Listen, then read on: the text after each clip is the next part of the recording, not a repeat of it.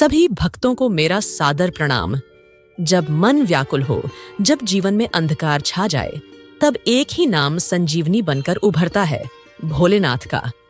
आप देख रहे हैं सत्यम परमेश्वरम, एक ऐसा चैनल जहां हर कथा केवल कहानी नहीं होती, वो आपकी आत्मा से जुड़ती है। आज हम आपको सुनाने जा रहे हैं शिव और सती की वह प्रेम गाथा, जिसमें त्याग है, तप है और भक्ति का सर्वोच्च रूप भी। यह कहानी केवल इतिहास नहीं, ये एक भावनात्मक यात्रा है। ऐसी यात्रा जो हमें भीतर से झकझोरती है और यह एहसास कराती है कि सच्ची भक्ति और प्रेम में कितनी शक्ति होती है। अंत तक हमारे साथ बने रहिए। और यदि आप ऐसी और दिव्य कथाओं को सुनना चाहते हैं, तो कृपया सत्यम परमेश्वरम चैनल को अभी सब्सक्राइब करें। जब सृष्टि की उत्पत्ति हुई, तब त्रिमूर्ति ब्रह्मा, विष्णु और महेश सृष्टि के संचालन हेतु अवतरित हुए। ब्रह्मा निर्माणकर्ता बने, विष्णु पालनकर्ता और शिव संहारक। लेकिन शिव अन्य देवताओं से बहुत अलग थे। वे हिमालय की बर्फीली गुफाओं में ध्यानमग्न रहते, भस्म लगाए रहते, बाघ की खाल पहनते और रुद्राक्ष की माला धारण करते। उनका वाहन नंदी बैल था और उनके त्रिनेत्र से संपूर्ण ब्रह्मांड कंपित हो सकता था। शिव कोई साधारण देव नहीं थे, वे आदियोगी थे, योग के प्रथम आचार्य, जो सांसारिक बंधनों से परे थे। लेकिन उनका हृदय करुणा और प्रेम से भरा था, विशेष रूप से उन प्राणियों के लिए जिन्हें समाज ने त्याग दिया था। उधर ब्रह्मा के पुत्र दक्ष प्रजापति तपस्वी, ज्ञानी और राजसी व्यक्ति थे। वे सृष्टि के नियमों और अनुशासन में विश्वास रखते थे। उनकी पुत्री सती जितनी सुंदर थीं, उतनी ही भक्ति में निपुण थीं। सती का मन बाल्यकाल से ही भगवान शिव के प्रति समर्पित था। वे उन्हें अपने आराध्य के रूप में पूजती थीं। उनकी हर सांस में शिव ही बसते थे। जब विवाह योग्य समय आया, तो अनेक राजकुमार सती का हाथ मांगने आए, परंतु सती ने किसी को भी स्वीकार नहीं किया। उन्होंने केवल एक ही संकल्प लिया, मैं विवाह करूंगी तो केवल महादेव से। दक्ष इस निर्णय से अत्यंत क्रोधित हुए। वे शिव को तपस्वी, अर्धनग्न, शव साधक और समाज विरोधी मानते थे। उन्होंने कई बार सती को समझाने का प्रयास किया, परंतु सती अपनी भक्ति पर अडिग रहीं। अंततः ब्रह्मा और विष्णु के हस्तक्षेप से शिव और सती का विवाह संपन्न हुआ। यह विवाह दिव्य रूप से संपन्न हुआ था। सारे देवताओं, ऋषियों और गंधर्वों ने इसमें भाग लिया। लेकिन विवाह के बाद भी दक्ष का अहंकार शिव के प्रति बना रहा। वे अब भी उन्हें अपने बराबर का नहीं मानते थे। सती और शिव ने अपना निवास कैलाश पर बना लिया, जहां वे एक साथ तप, साधना और भक्ति में लीन रहते। कैलाश पर्वत पर उनका जीवन अत्यंत साधारण था।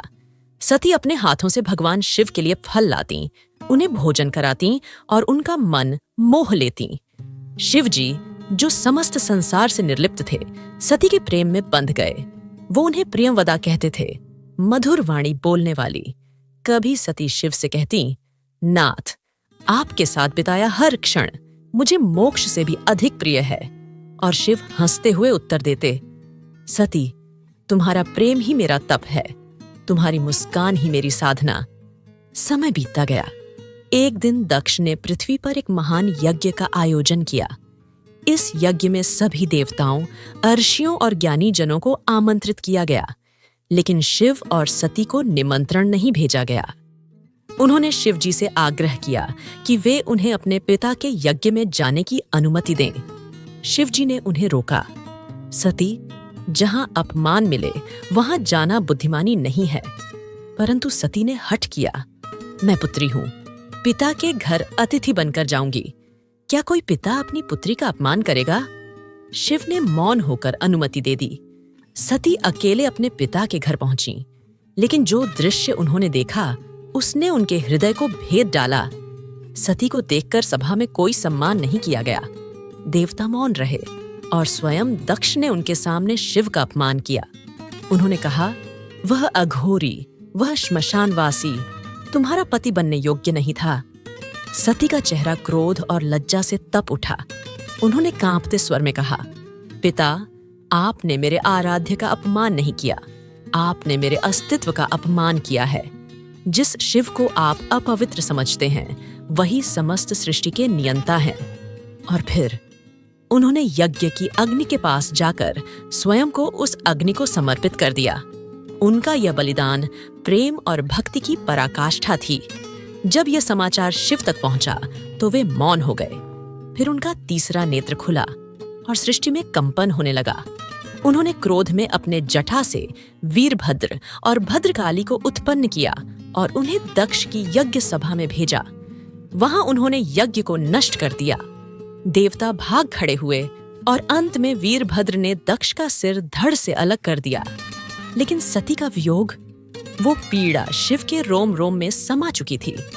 उन्होंने सती के जले हुए शरीर को उठाया और आकाश, पृथ्वी, पाताल हर दिशा में भटकने लगे। संपूर्ण ब्रह्मांड में शोक और अंधकार छा गया। तब भगवान विष्णु ने सुदर्शन चक्र से सती के शरीर को खंड खंड किया। जहां जहां उनके अंग गिरे वहां शक्तिपीठों की स्थापना हुई। आज भी उन स्थानों पर देवी की पूजा होती है। समय बीता। फिर सती ने हिमालय राज्य की पुत्री पार्वती के रूप में जन्म लिया। उन्होंने कठोर तप किया। हजारों वर्षों तक शिव को पाने के लिए उनकी भक्ति और प्रेम से प्रसन्न होकर शिव ने उन्हें पुनः अपनी अर्धांगिनी स्वीकार किया। यह पुनर्मिलन केवल पति पत्नी का नहीं था, यह आत्मा और परमात्मा का मिलन था।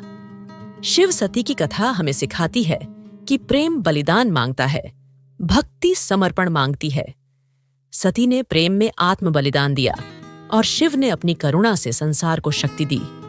हम जब भी भक्ति करें तो केवल पूजा न करें, भाव करें।